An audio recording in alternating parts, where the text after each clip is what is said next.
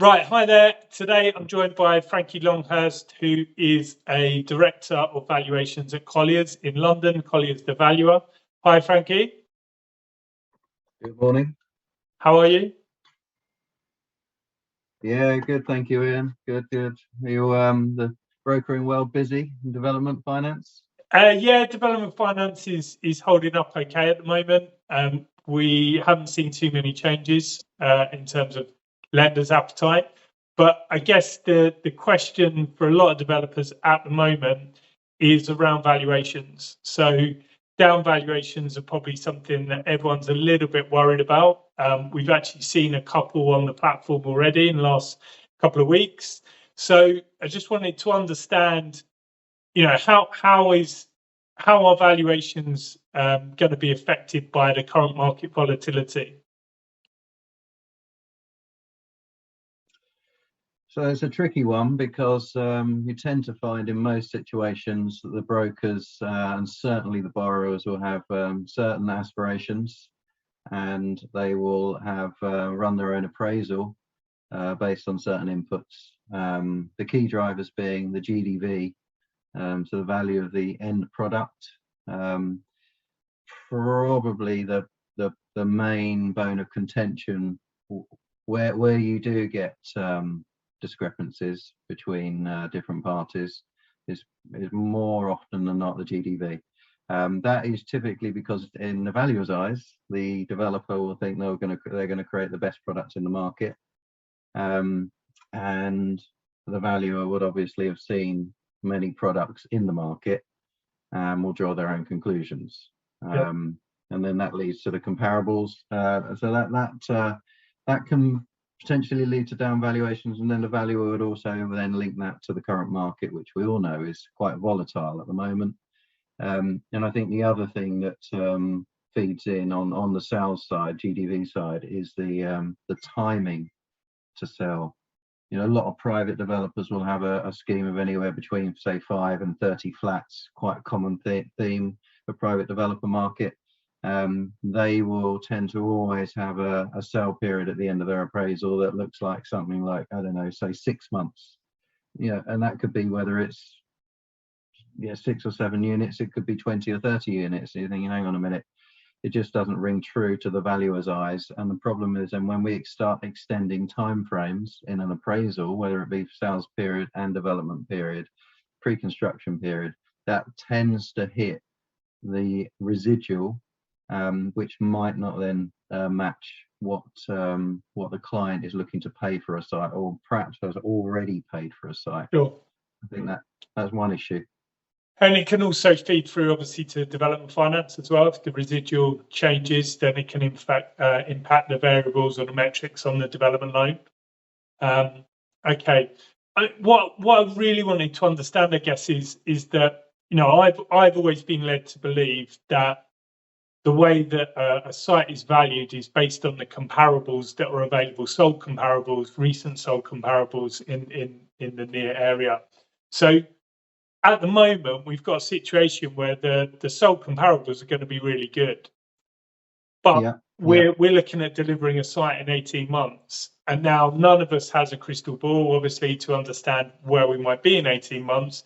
We have some ideas, and obviously, if we believe everything the media says, then we probably wouldn't be doing anything. But how does the valuer use that, or use all those different ideas around how the market might be in that time frame to actually influence the valuation today? Because if we just took the sold comps, we'd have a great figure, but I'm thinking that actually some of these figures are probably going to start coming down.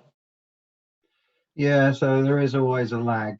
Can be problematic. Can also be problematic in an increasing market, but where it's arguably the trend is showing to be more negative, but there isn't the up-to-date evidence that's black and white. We, as valuers, we would speak to agents. We possibly might speak to other developers through our network of professional contacts, and sometimes other valuers and brokers as well. So we try to ascertain if the market's becoming more sticky, if incentives are starting to creep in, if things if developments have just sort of hung around for a little bit longer than you otherwise might have seen a few months back. These all tend to indicate that the market's slowing, and prices inevitably will come off, because if flats and houses are taking longer to sell at the end, then you have to reduce the price to get them sold quicker. Now, how much you reduce them is open to interpretation, of course, and it will depend to a large degree on the borrower's, the developer's circumstances. But let's argue that flats are going for 500 grand, and there's loads of evidence from the last 3 to 6 months at 500 grand. You speak to agents, marketing suites today, and they saying, well, yeah, we're just seeing that buyers are coming in and they're sort of, a couple of percent off the pace, 5% off the pace, or they're still willing to pay that level, because there seems to be enough money in the market despite the uncertainty. But what we're just having to sweeten the deal a little bit by paying stamp or paying legals or giving them a furniture pack. And they're the sort of things that you just start. And then as a valuer, you're transparent on the reporting to the lender, to the client. And you say, look, this is the situation. Incentives are going through on probably 50% of the sales or 100% of the sales, and the incentives look like this. And it's complete transparency then. I think the lender and the brokers involved know what they're dealing with, and they know what the market's doing. Most of the time, the parties involved can deal with it and manage it. It's where you try and brush it all under the carpet, or you just hammer them and go, you know what, I'm just a bit nervous of the value, I'm going to swipe them all by 10%. It just annoys everyone, because then you can't manage the situation. You as a broker are left trying to sort everything out, and probably run around trying to increase the financing options or arrange other options. The borrower might suddenly need to buy more equity, and it just becomes a nightmare.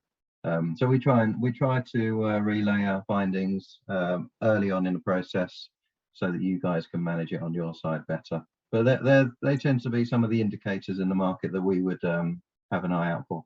Okay, cool. So there is obviously an element of subjectivity there. It's your own opinion based on evidence that is available. But how do interest rates come into this? So we're now we're coming away from a period of where we've had very low interest rates for a long time now, and forecasts now are sort of suggesting that rates could be as high as 5 or 6% next year at some point. There is also consensus in the market that they might not stay that high for that long. So how might that affect? Because obviously that's going to have a huge impact on affordability, and therefore the liquidity of my stock when I come to sell. So how's that's going to impact on what you might do on the report? So currently it's quite a hot topic, as you might imagine. We have had discussions with our internal risk management team at Colliers, and I've also discussed with other broker clients. And the story at the moment is, for a lot of the what I would call the private developer funding market, so the likes of UTB, Close Brothers, Maslow, Shawbrook, those types of punters, Jordan International, there's not a huge increase in interest rates currently.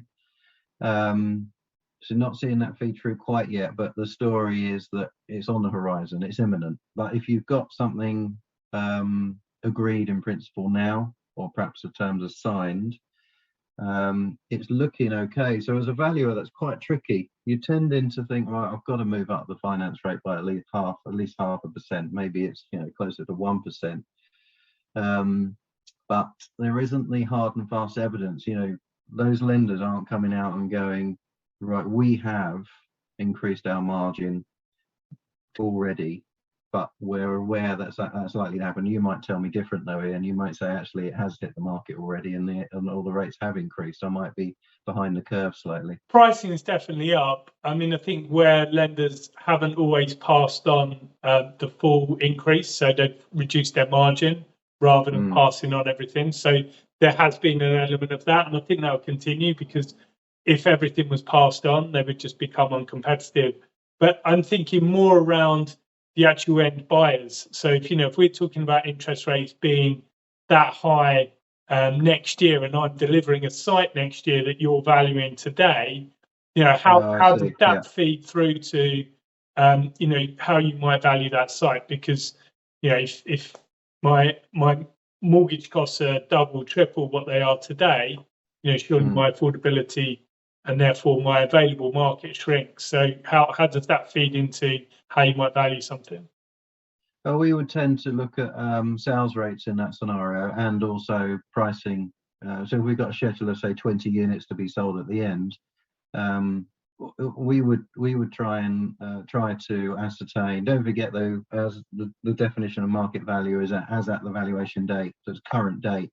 We're not, as a red book valuation surveyor, we're not expected to crystal ball like agents might. Agents acquiring a site for one of your clients, Ian, they may try and crystal ball the market, and they would reflect that in the purchase of the site.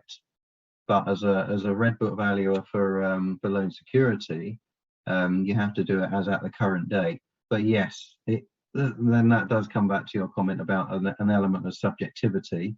And as valuers, you probably would err on the side of caution, because in 18 months' time, when they're selling the end scheme, the market's arguably going to be a bit softer. How we would tend to do it though would be a mix of trying to do a mark-to-market approach. So what's the market doing now? As I said, speaking to agents on the ground now, seeing what developments how they're selling right now, putting commentary in around that and saying, look, that's the here and now. In 18 months' time, that could look a bit different. We would tend to, rather than just guess and downvalue the end product, we would tend to push the sales rate out a little bit and allow more in the appraisal. So rather than say, let's say we've got 20 flats and say we do that in 18 months, the developer's probably saying all day long they'll do it in a year or less. But let's say we've allowed 18 months, we might say, we'll allow an extra 3 months on top of that. So we're 21 months, maybe even 24 months. And you'd also run a sensitivity analysis. And you can say to the, especially now in the current market, you can say to the lender, this is how it looks modeled an 18-month sale period post PC. This is how it looks on the borrower's 12-month post PC, and this is 24 months post PC. And then you can see what the impact is on your, you can either do it on your profit, we do it on profit on cost, or you can do it obviously on a residual site value. And that might work for the lender in terms of their risk profile. They might say, okay, well, our day one money is X. We know 12 months in, our money in will be that. So our loan to values will be that sort of number. How's that look in terms of a residual on day one money? And then obviously they've got their project monitoring surveyors to help monitor. But there's no hard and fast rule. I would imagine different valuation houses might take a slightly different view. I would argue that there will be some pessimistic firms out there that might just go, you know what, we're just going to swipe 10% off the end values. We've got no hard and fast evidence. We're just going to take a view on the market because we don't want to chance our arm. But we would rather give the commentary and perhaps analyze sensitivity more than just hit everything. Yeah. Okay, so I mean that's probably a lot more positive than I was expecting in terms of like an approach. So, and correct me if I'm wrong, essentially what we're saying is that we're using today's evidence, however, we're using also softer facts or information that we're able to glean from agents and other people connected to the industry in the area. And then we're also taking actually the sales period and extrapolating out, taking probably a much longer view which obviously then affects costs of building the thing, but also the residual land valuation. And we may, put a bit of a haircut on the GDVs, but it isn't just in your firm, or in your opinion, it isn't just a straight 10% off. It's a case of saying, well, actually, let's be a bit more pragmatic than that, and use what we have at our disposal. I think so. Yeah, I think that's fair all round, and I think that's the correct approach, because if you just go swiping value off the end product, it's guesswork. But some would argue it's all guesswork. Yeah. But if you've got the evidence today, and you've got, as we call it, a mark-to-market approach, which is trying to do everything you can to ascertain what's happening right at the current time as best you can.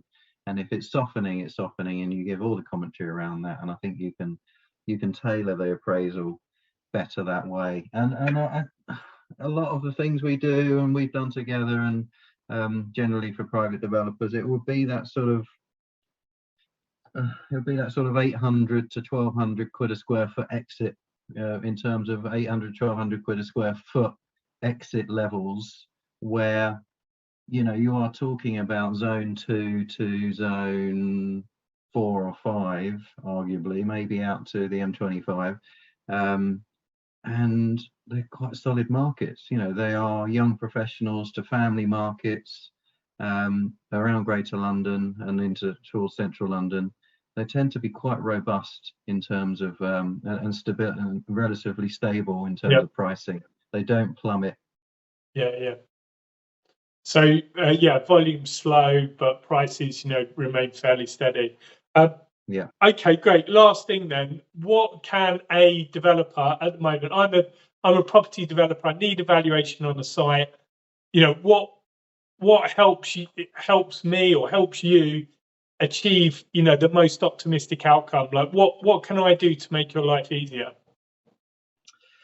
So you're the developer or the broker? Yeah, as a developer, if I come to you and I say, right, I meet you on site on the day, you've come out to value my site. How can I make your life easier? How can I give myself the best chance? Like, we have some ideas internally about what we suggest, but what are the things that you would like to see? What is your perfect valuation from a developer side? Certainly, professionally broken down costs, and it'd be nice if it's done by their own QS, because then that would tie in nicely with the bank's project monitoring surveyor, which we then feed off ourselves. There's nothing worse than you go to a site and they're still working off 150 quid a square foot, which was like yonks ago. And no one in the market's talking that you can build anything. Let's say classic sort of 4-story block of flats, that type of thing. Again, sort of more private developer market. The stories we're hearing is that you're struggling to get out to tender and do that for less than 250 quid a square foot core construction costs. We as valuers, we don't like to be told, oh, it's all in-house, therefore it's cheap as chips. We deliver because we're reflecting the market.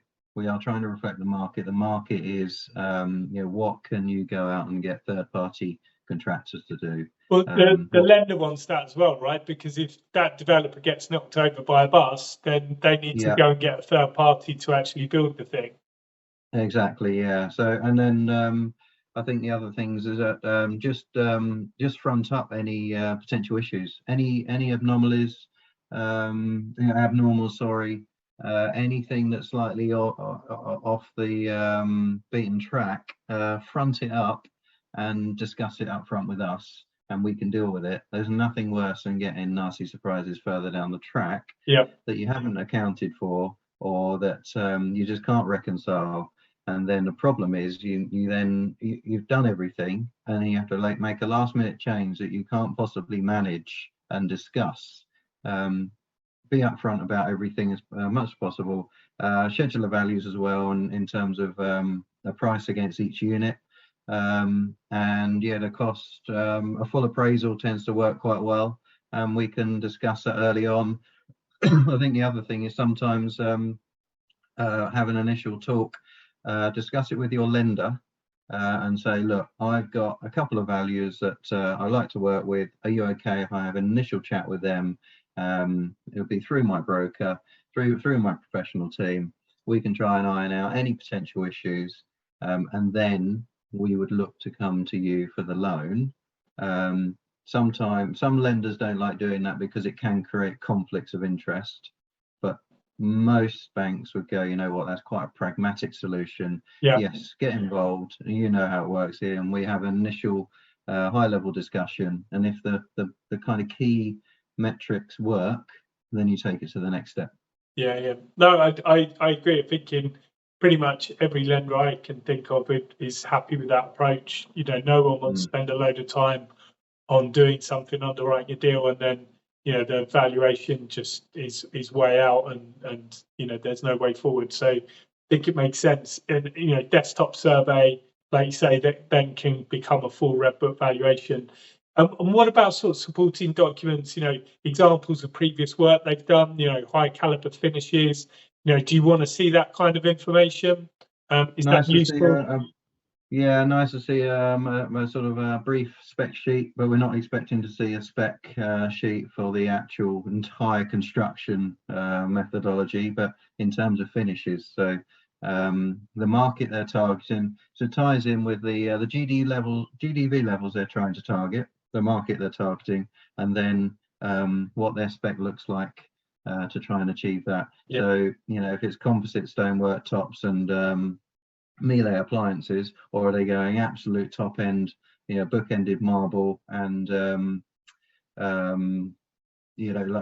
all the best solid oak flooring, Gaggenau appliances in the kitchen, or actually are they going for the low end of the market, competing with the volume house builders arguably, and going laminate flooring, basic chrome fittings in the bathrooms, Yeah. and more basic kitchens, and then it just helps have that discussion. Okay, yeah, I understand your model, I know what you're trying to achieve, and then we can price the GDV, and hopefully matches with their expectations as well. So a spec sheet is quite handy. Yes, so yeah, examples of what they've done before is also handy. Which is quite commonplace, really. I think most developers will have a decent enough professional team that will come to us with a sensible pack with all the necessary info in it. It's quite useful. Okay, so really it comes down to the demographic, who you're going to sell to, how you're going to achieve this price with these people. You're going to need to do X, Y, and Z to achieve that. Therefore, this is the spec we're aiming for. This is kind of finished, and you can see in our budget, you can see in our QS costings that all of that allowance has been made, and bringing that all together then allows you to get the maximum price, really. Yeah, I think they're the key things. Yeah. Okay, cool. All right. Well, listen, thanks a lot, Frankie. Thanks, mate. Been good to chat. I think it's such a worry for people at the moment as to how the valuation is going to go. Because it can, especially if you already own the site, it can mean you have to stop everything for a period, or you're going to have to put a lot more money into the scheme to mobilize it. So to know that actually, it's not as doom and gloom as the papers might have you believe is really positive. So thanks for joining.